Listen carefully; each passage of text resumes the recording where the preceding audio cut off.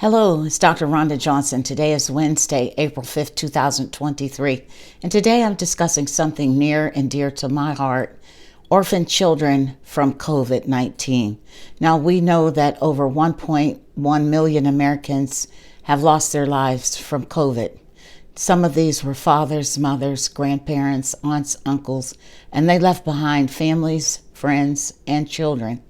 Now, most of my message concerns orphan children in the United States, and because April is National Minority Health Month, I'm going to be including information on orphan children by race and ethnicity.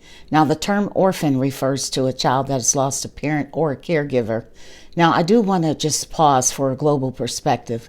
Epidemiologists say that from January 2020 to May of 2022, more than 10.5 million children lost a primary or secondary caregiver to COVID-19 associated deaths.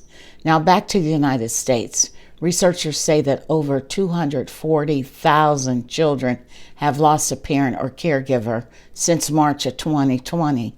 Now, there was a study published in December 2022 by the National Institutes of Health, and they noted that non-white children were more than twice as likely to have experienced caregiver loss.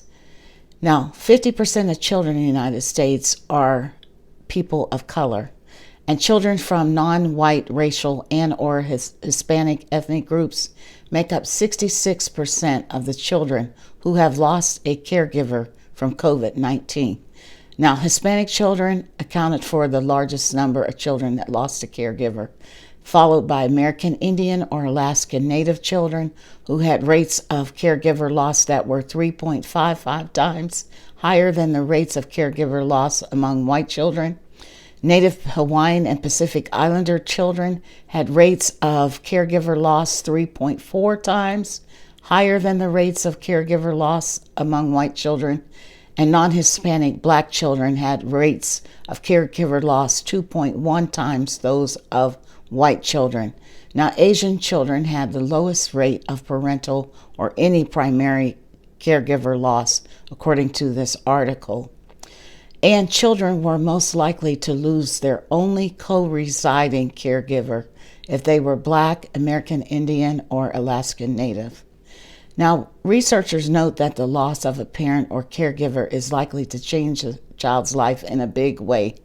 And they said that 5 to 10% of children will demonstrate mental health disorders such as depression, anxiety.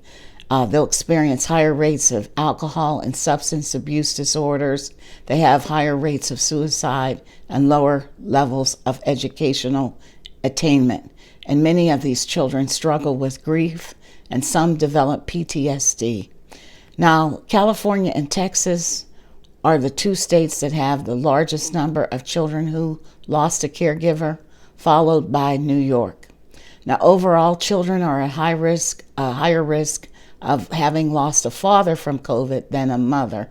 Now, I believe both fathers and mothers are very important to a child's well-being. And orphan children and or loss of caregivers is a permanent condition, one with long-lasting consequences. You know, parents of children who are under 18, if you are not dead, your children will not be orphans, period. That's a very simple concept. So COVID isn't over. Just last week, nearly 1,600 people lost their lives due to COVID, and the number of orphan children will likely continue to grow. That is my message today. I hope that you will stay safe and be well.